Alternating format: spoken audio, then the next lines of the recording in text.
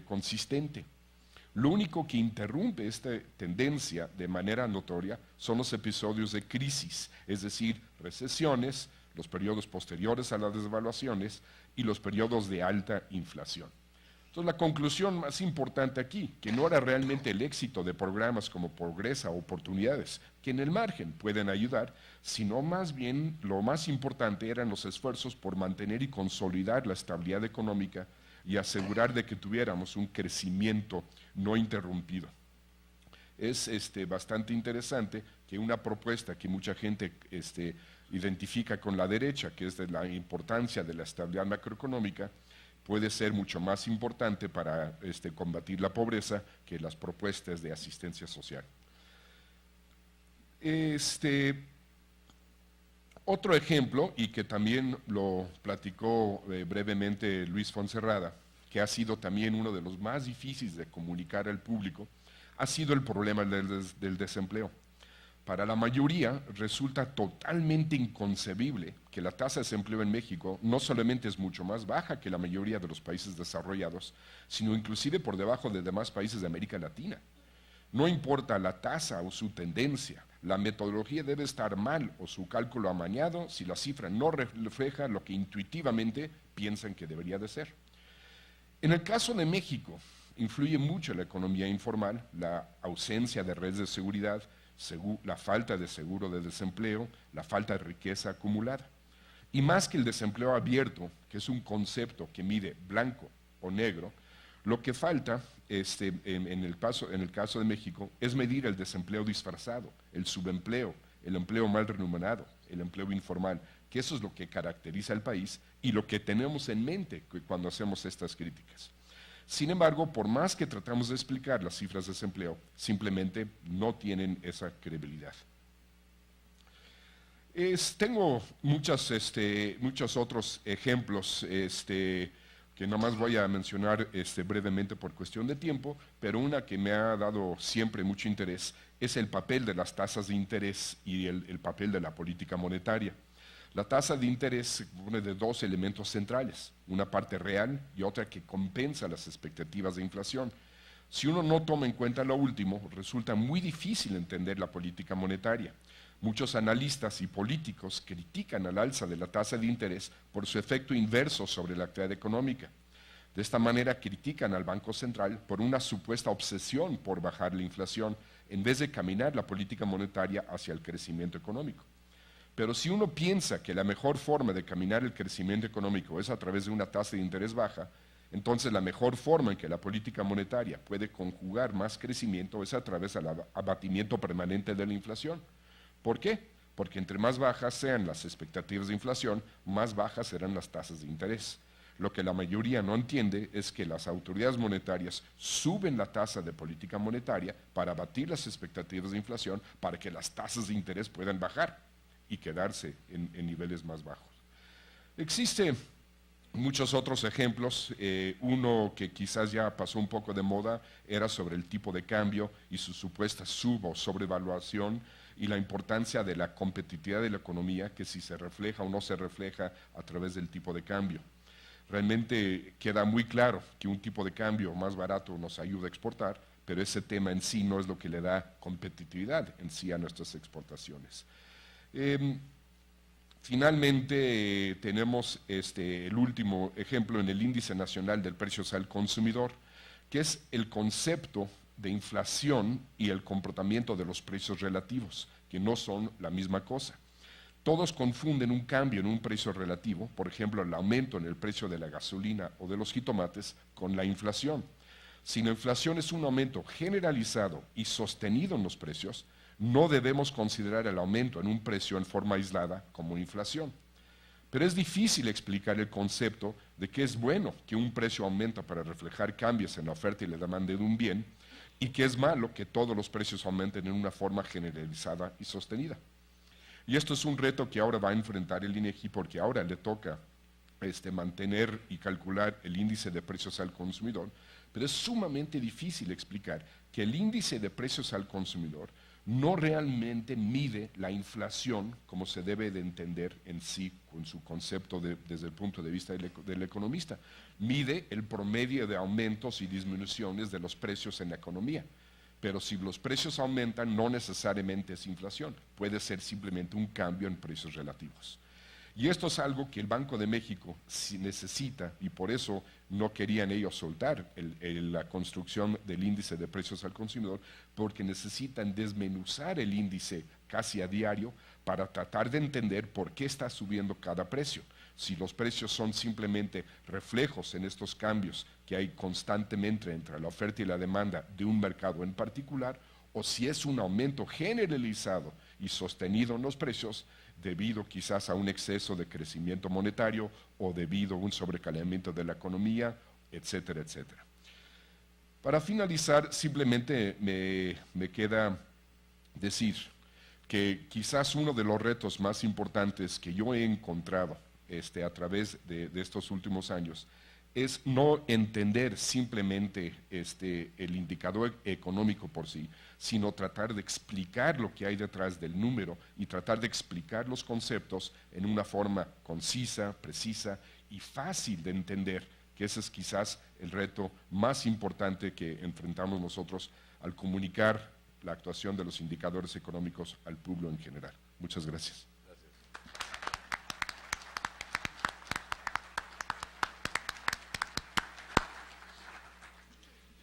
Muchas gracias, Jonathan. Bueno, nuestro último panelista es Ricardo Medina, también amigo nuestro del instituto y del doctor Sojos de hace muchos años. Ricardo tiene una licenciatura en Ciencias de la Comunicación y un doctorado en Filosofía, combinación que me parece a mí muy afortunada, por obvias razones. Tiene varias publicaciones. Hay un libro que se llama La expropiación de la banca en México, en 1983, Crónica del desengaño, que cubre el sexenio de 76-82. Ha sido profesor en la Escuela de Ciencias de la Comunicación de la Ibero, con materias Introducción a los medios de comunicación, Opinión pública, Periodismo interpretativo y Radio. Ha sido profesor de esas materias. En el 85 se incorporó al Grupo Editorial Expansión como jefe de información de todas las publicaciones del grupo, y ahí desarrolló un servicio de información semanal enormemente apreciado, que se llamaba un boletín Tendencias Económicas y Financieras, que tenía su versión en inglés, Mexican Forecast. Posteriormente se incorporó al periódico El Economista, donde empezó a publicar una columna diaria llamada Ideas al Vuelo, y posteriormente fue nombrado director de noticieros de Televisión Azteca, y posteriormente fue también director de noticieros de estaciones locales y canales internacionales de esa misma empresa televisora. Y bueno, en 2003 dio el salto mortal y entró a la burocracia para no dejar de tener esa experiencia en tu vida profesional, donde fue director de Estrategia y Comunicación Política en la Secretaría de Hacienda. Posteriormente, bueno, estuvo con Paco Gil, después con Agustín Carstens, todavía en esta administración, y en octubre, hace unos días, fue designado por la Junta de Gobierno del organismo autónomo que es el Banco de México como director de Comunicación Social. Gracias. Muchas gracias, Alberto, muchas gracias. Felicidades al INEGI y un agradecimiento por la invitación. Preguntaba el doctor Ortega hace rato, quiero saber si ya encendió la presentación. Comentaba del gran desafío que es distinguir entre diseminar y comunicar. En parte esta presentación más que abordar cuáles son los desafíos que puede tener una institución como el INEGI para comunicar eficazmente, aunque también o el Banco de México también tiene ese desafío. La información estadística, empiezo porque el principal reto es que los medios de comunicación muchas veces, y lo digo como una gente que ha estado prácticamente toda su vida en los medios de comunicación y haciéndolos, no cumplimos esa tarea de comunicar, nos convertimos cada vez más en medios de diseminación, pero en fin. Ya decía Mark Twain en su autobiografía que hay 3 clases de mentiras: las mentiras, las malditas mentiras y las estadísticas. Ahí está la cita, si no lo creen. En fin. Y es que en realidad los números a veces mienten, porque con estadísticas, comillas, serias, podemos demostrar tanto, por ejemplo, que el uso de teléfonos celulares provoca cáncer en el cerebro, como que el uso de teléfonos celulares disminuye la incidencia de cáncer en el cerebro.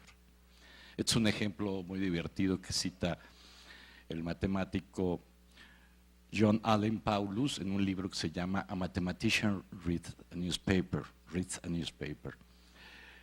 Y el ejemplo, y él dice que se puede demostrar las dos cosas partiendo de la anécdota de que una celebridad, no menciona cuál, alguna celebridad en Estados Unidos fue entrevistada en alguno de esos famosos shows nocturnos de las cadenas de televisión de Estados Unidos, y comentó que su esposa acababa de fallecer unas semanas antes de cáncer por un tumor en el cerebro, y aseguró que ese tumor se lo había causado el uso intensivo del teléfono celular. Como las celebridades pues también tienen un gran poder persuasivo, incluso cuando hablan de lo que no saben, pues empezó a cundir la idea de que efectivamente los teléfonos celulares podían causar cáncer. ¿Qué dice la estadística al respecto? Pregunta John Allen Paulus. Pues parecería mostrar exactamente lo contrario. Él parte de la base, hay 10 millones de usuarios de teléfonos celulares en Estados Unidos. Pongamos que hay 10 millones de usuarios. Es una cifra muy baja. Este ejemplo ha de ser como del 2003. Por otra parte, entre la población en general, según la asociación, según las investigaciones, hay una tasa anual de incidencia que no es lo mismo que mortalidad, de cáncer en el cerebro de 6 personas por cada 100,000 habitantes. Entonces, lo que hace este matemático para divertirse es multipliquemos entonces 10 millones por 6 sobre 100,000, lo que nos indicaría que en una muestra al azar de 10 millones de personas deberíamos encontrar durante un año aproximadamente 600 casos de tumores cerebrales malignos. Tomemos ahora a los 10 millones de usuarios efectivos y actuales de teléfonos celulares y encontraremos, sorpresa, que en ese universo no llegan a 600 los casos de tumores cerebrales registrados este año, subrayado este año. ¿Podemos decir entonces que el uso de teléfonos celulares previene la aparición de cáncer en el cerebro? No, es absurdo. Pero es igual de absurdo establecer a partir de una anécdota o de una colección de anécdotas una relación causal, causa-efecto, entre uso de teléfonos celulares y cáncer en el cerebro. Pero este tipo de falsa estadística es muy común en los medios de comunicación y es muy común entre las personas, ¿no? Por ejemplo, otro caso reciente de estadísticas curiosas o estadísticas falsas. En junio pasado escribí en un artículo algo sobre, la cita es muy larga, no tiene caso, pero escribí que bastaba con que una fuente, las fuentes en el periodismo son personajes importantes, dijera, catalogada como experta, dijera, el lavado de dinero en México vía dólares en efectivo es de alrededor de 29,000 millones de dólares al año, para que esa cifra se convirtiera en una estadística mágica. ¿De dónde surgió esta cifra?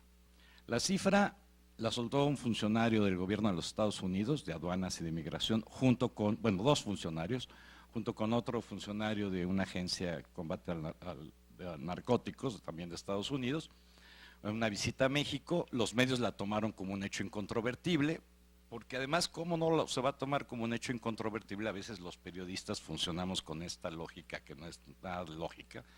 ¿Cómo no? ¿Cómo dos grandes agencias gubernamentales estadounidenses que forman parte del Homeland Security, que es imponente, con un presupuesto anual de miles de millones de dólares, no van a saber cuánto dinero sucio se lava en México? Pues no, no lo saben.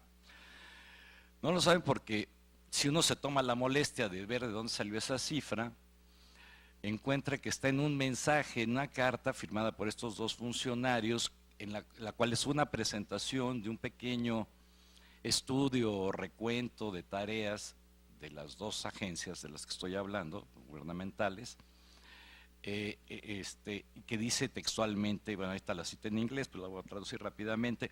Es bien conocido, it's also well known, es también bien conocido que un extraordinario monto de dinero, ojo, en un rango estimado que va de 19 a 29 mil millones de dólares, o sea, 19 to 29 billion, travels, viaja anualmente a través de los Estados Unidos hacia México para alimentar las operaciones de empresas criminales crecientemente violentas y peligrosas envueltas en el tráfico de drogas. Esa es la cita. Viene en la carta de presentación. En el estudio jamás se vuelve a mencionar la cifra, nadie nos dice si esa estimación es un sondeo, si es una extrapolación, quién hizo la extrapolación, por qué, etcétera, etcétera.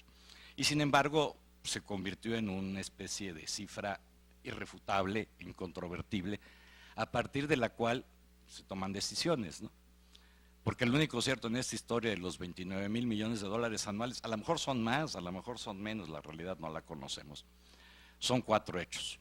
Uno, ninguno de los medios de comunicación que consignó la cifra la osó poner en duda. 2, todos los medios optaron por citar como dato poco menos que incontrovertible la cifra mayor del rango de estimación, es decir, los 29 mil millones de dólares, en lugar de todo el rango mencionado que iba de 19 a 29. 3, de las noticias la cifra pasó a los espacios de opinión y análisis de los propios medios, donde también se usó de la comentocracia, como le llama Jorge Castañeda, la usó como dato incontrovertible, atribuido en el mejor de los casos a agencias de inteligencia de Estados Unidos. Y 4, en consecuencia, se volvió un dato básico para discutir, diseñar y decidir políticas públicas. ¿Cuál es la conclusión? Los errores derivados de usar cifras defectuosas no son inocuos, y sobre todo cuando esas cifras se difunden con singular alegría. Esto me permite llegar a algunas conclusiones preliminares. Primero, los números no mienten, somos nosotros quienes lo hacemos al usarlos irresponsable o desaprensivamente. Segundo, como consejo práctico que yo le daría a cualquier lector de periódicos o cualquier paciente de los medios de comunicación, no hay que confundir una estimación con una estadística o con un levantamiento de datos realizado con criterios rigurosos. Tercero, por su propia naturaleza hay asuntos que son muy difícilmente cuantificables. Por ejemplo, el lavado de dinero, los abortos clandestinos. Si son clandestinos es muy difícil que los tengamos registrados. Las víctimas de la violencia intrafamiliar, el contrabando, los indocumentados que cruzan la frontera, los adúlteros, el porcentaje de homosexuales vergonzantes, o sea, de gente que tiene X preferencia sexual pero no la confiesa, pues si no la confiesa no lo sabemos, los delitos no denunciados por miedo, por otras causas, etcétera, etcétera. Y cuarto, siempre que veamos una estimación con rangos tan amplios, con intervalos de confianza tan amplios, más nos vale tomarla con una dosis generosa de escepticismo, ya sea hacia arriba o hacia abajo. Bueno, pero así como esa es la parte fea de la historia o del mal uso de las estadísticas, también hay otra parte interesante. Bueno, nada más rápidamente, también se pueden tener buenas estadísticas o una cifra seria, una estadística seria, pero en el afán de dramatizar la información o de darle más colorido nos podemos equivocar. Aquí es la anécdota de por qué el cantante Bono de U2 en un concierto, según me platicó un amigo regiomontano que estuvo ahí, aquí en México, le pasó esto. Entre una canción y otra, Bono, se hace el silencio y Bono aplaude una vez. Se queda en silencio, aplaude otra vez y aplaude una tercera vez. Y dice, cada vez que yo aplaudo, un niño en África muere. Se hace el silencio y se escucha desde atrás del auditorio al típico norteño, pues pelao, ya deja de aplaudir. Esto es, probablemente el dato sea impecable, no lo sé, no sé de dónde habría sacado el dato Bono, pero en su afán de calentar las cifras, porque como decimos que los números son fríos y a veces en los medios de comunicación o los artistas o la gente los queremos calentar y todo el mundo los queremos dar algo de calorcito, algo de color. Podemos cometer también errores como el de Bono. Bueno, pues todo el mundo sabe, bueno, ustedes lo conocen mucho mejor que yo, por ejemplo, algo que hacemos mucho en los medios de comunicación impresos, porque lo que vendemos muchas veces son emociones, ¿no? ¿Cómo adjetivar gráficamente una estadística con el uso de una escala? Tenemos aquí estos datos, la gráfica pues, son prácticamente unas líneas planas, ¿no? Y esto es tan aburrido o tan mortal para un medio de comunicación como un encefalograma que parezca plano. Pero esos mismos datos ya los dramatizamos un poquito manipulando la escala, es decir, haciéndola más corta, entonces esto nos da más dramatismo, le da más dramatismo a los mismos datos. Ahora vienen los buenos ejemplos. Hay estadísticas que cuentan historias. Probablemente no se alcance a ver aquí el contenido, pero este es un reportaje, una infografía que publicó el Chicago Tribune hace un año sobre la lucha contra el cáncer en diferentes tipos de cáncer de 1975 a 2009. Entonces viene cáncer del pulmón, el cáncer de próstata, etcétera. Y las explicaciones, ojalá las pudiéramos amplificar, pero da una explicación, cuenta una historia inteligente de por qué causa hay una declinación en la tasa de incidencia o en la tasa de mortalidad, porque hay esos brincos. Por ejemplo, el brinco de abajo, que creo que es el cáncer de próstata, es porque se empezó a usar el antígeno prostático como método de detección temprana y eso tuvo realmente una incidencia en salud. Ahí las estadísticas fueron muy útiles y nos están contando historias reales. Otra historia que, bueno, esta es para recordarse nada más en México, son los fabulosos años 80, no sé si alguien los recuerde con nostalgia, yo no, y es por esta razón. Si vemos la inflación que es acumulada en México por décadas, en la década de los años 70 se acumuló una inflación de prácticamente 380%. En la década de 80 a 90, en los años 80, la inflación acumulada fue de 14.861%.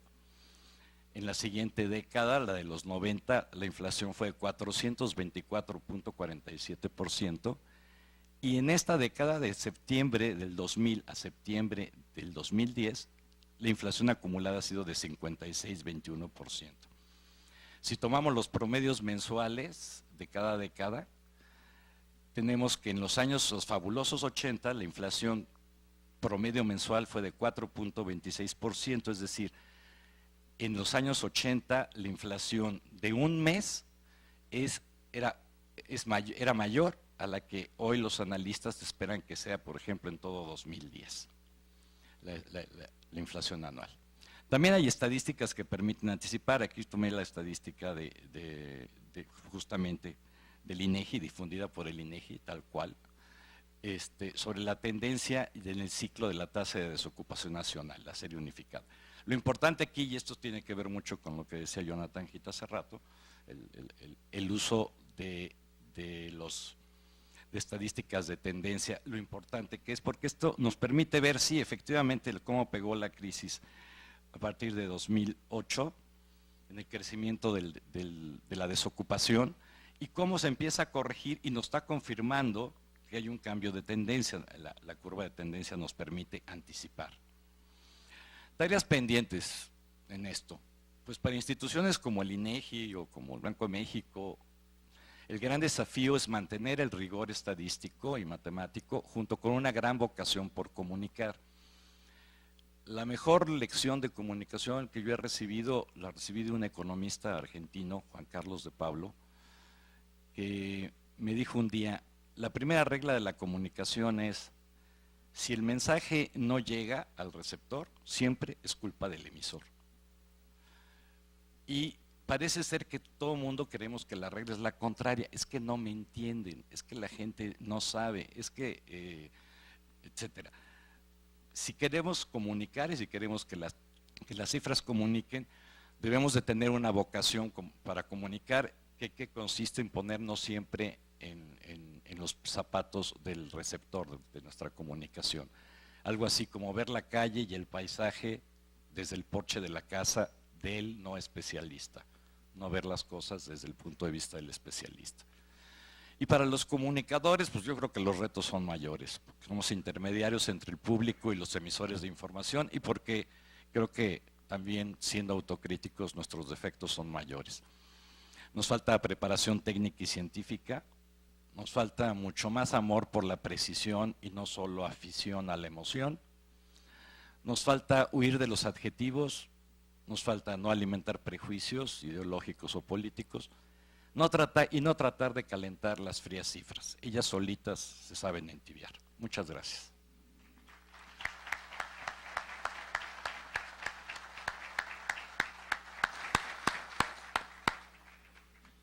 Muchas gracias. Bueno, pues Rocío debe estar muy contenta porque ya recuperamos el tiempo.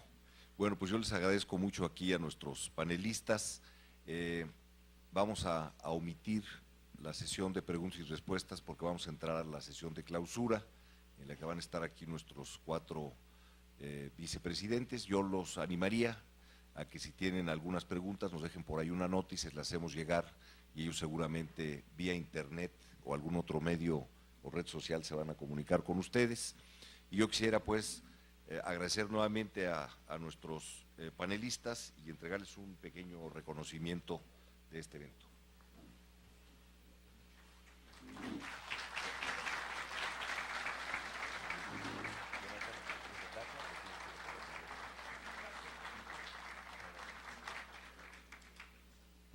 Les suplicamos no mover sus asientos porque vamos a pedirle a los vicepresidentes que nos hagan favor de pasar junto con la persona que nos acompaña para la clausura de este evento.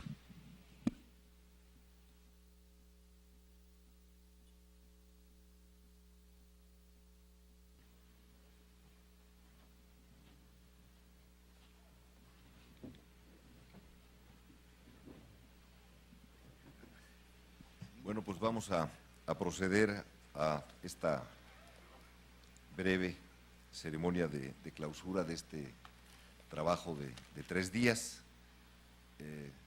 Recordarles nuevamente que nos hagan favor de darnos su evaluación y de veras agradecerles a todos los participantes su esfuerzo para estar aquí y compartir con nosotros estas reflexiones.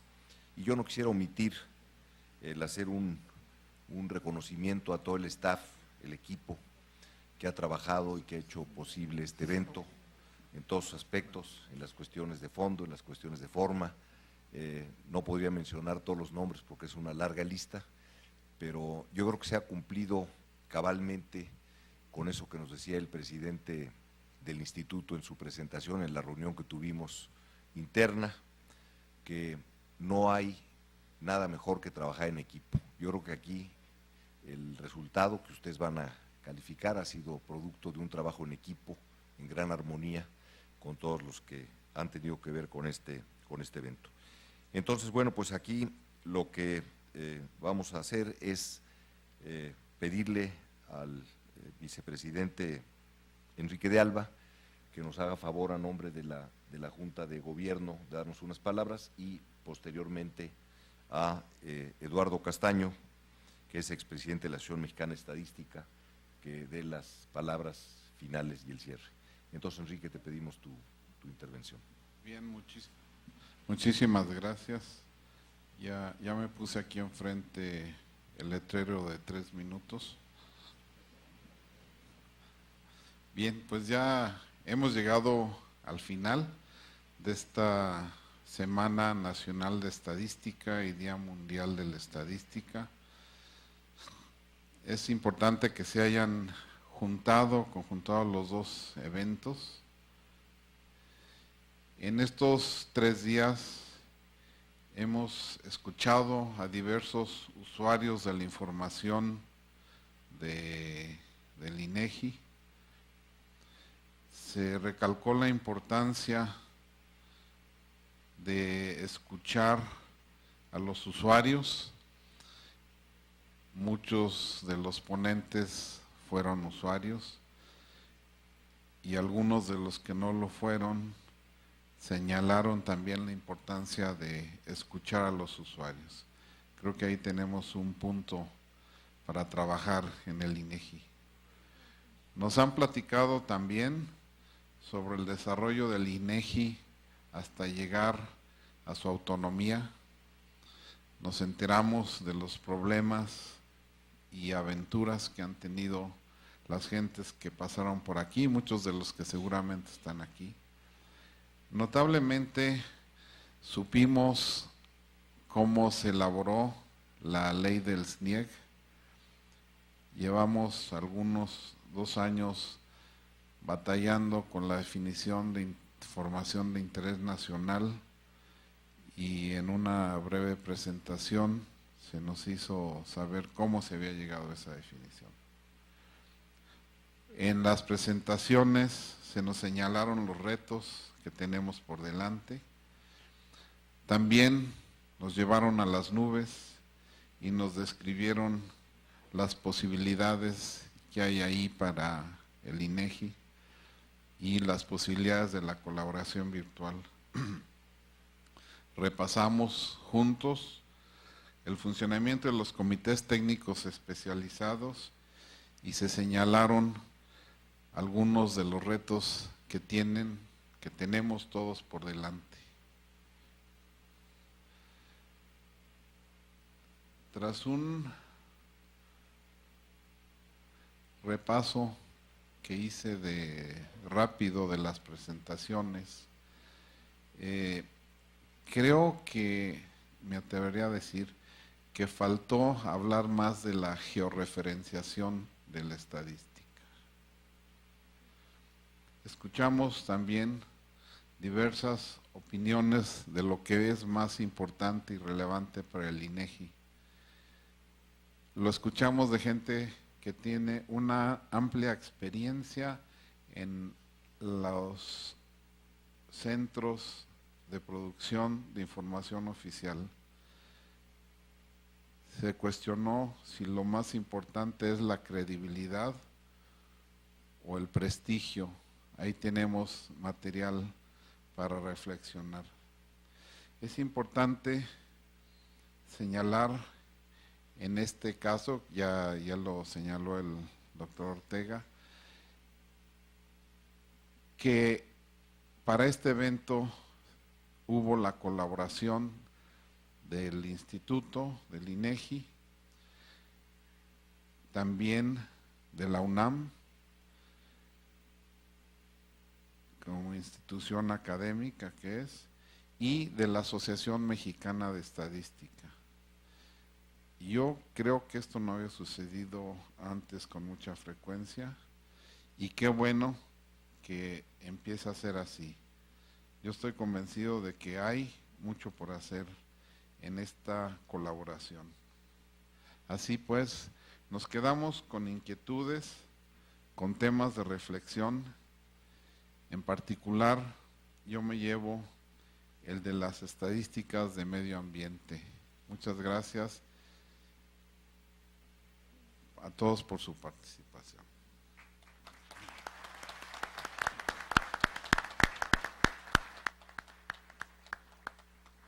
Muchas gracias, Enrique. Entonces le pedimos a Eduardo Castaño, expresidente de la Asociación Mexicana de Estadística, socio de este evento, yo diría socio afortunado para nosotros, que nos haga favor de darnos las últimas palabras y mensaje de este evento. Muchas gracias. Buenas tardes. Simplemente a nombre de la Asociación Mexicana de Estadística, para nosotros ha sido un gusto participar en la convocatoria del Día Mundial de la Estadística en el seno de esta reunión nacional. Esto ha sido una oportunidad para la asociación porque la asociación tiene dos fines fundamentales. Uno es la promoción de la profesión estadística en sus diversos ámbitos de investigación, docencia y vinculación. Es importante para nosotros impulsar este tipo de eventos porque fomentamos en ese sentido estas tres vertientes. La investigación tiene su propia dinámica de buscar tantos problemas relevantes por sí mismos como la vinculación a través de proyectos financiados, y esa es una de las áreas donde la comunidad estadística mexicana poco a poco ha ido avanzando. También es necesario reconocer que la docencia es lo que se debe de impulsar. Estos eventos deben de servir para la docencia de la estadística, en donde se debe de reconocer un déficit en la docencia de la estadística. No pensemos en la UNAM, o en el ITAM, o en el CIMAT, pensemos en todas las universidades preparatorias en donde se enseña probabilidad estadística por gente no profesional en la estadística. Entonces hay un grave déficit en la enseñanza de la estadística, la cual por medio de estas reuniones, de una u otra forma, se impulsa la necesidad de contemplar mejores métodos de docencia en la estadística. Esto también redunda en un déficit en profesionales de la estadística. Para mí es un revelador que en este tipo de reuniones la participación de estadísticos profesionales es poca. Y esto deja de ver que faltan especialistas estadísticos en estos menesteres. La segunda parte que le importa a la Asociación Mexicana de Estadística es la difusión de una cultura estadística que se ha mencionado tanto aquí, una cultura estadística para crear ciudadanía. Y en ese sentido también celebramos la celebración de este tipo de eventos porque precisamente van en esa dirección, en crear ciudadanía. Cuando se habla de desagregación, yo agregaría más bien, deberíamos de pensar en agregar información, no desagregar con todo lo que eso implica. Finalmente, esto es importante porque cada vez nuestro medio es más impredecible, paradójicamente al paso de la tecnología, como que nuestro entorno se ha vuelto más impredecible, como mencionaba, hay sucesos raros, con grandes impactos y que solo podemos explicar a posteriori. Es paradójico esto, pero así está sucediendo. Los grandes eventos recientes, nadie los espera y luego los tratamos de explicar por medio de series históricas. En este nivel necesitamos, como Asociación Mexicana de Estadística, impulsar de nueva cuenta una cultura estadística que permita la prevención de estos eventos raros a través de la correcta y oportuna recolección de datos, no para tratar de entender o explicar la historia, sino para tratar de prepararnos para un futuro. Agradezco nuevamente la invitación del INEGI a la Asociación Mexicana de Estadística y felicitaciones a todos y muchas gracias.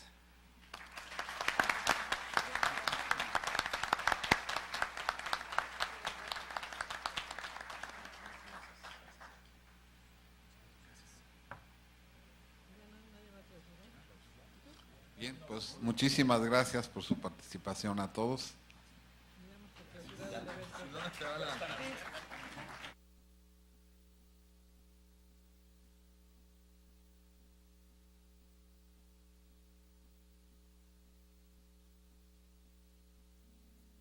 Bonsoir, dit-elle. Est-ce libre? Bonjour, dit le vieil homme.